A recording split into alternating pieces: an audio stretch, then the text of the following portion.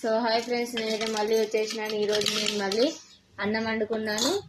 అన్నంలోకి సోరకాయ బెండకాయ సాంబార్ మిక్స్ ఒకసారి టేస్ట్ చేసి చూద్దాం ఎలా ఉందో. ఇంతలోపు మా ఛానల్ని అయితే ఎవరు ఫాలో చేయలేరు, సబ్స్క్రైబ్ చేయలేరు, వాళ్ళైతే చేసుకోండి. ఇప్పుడైతే నేను సొరకాయ సాంబార్ తింటున్నాను. మాది ఈరోజు సొరకాయ సాంబార్ చాలా మస్తున్నది టేస్ట్. సో ఎట్లా ఉందో ఒకసారి తిని చూద్దాం.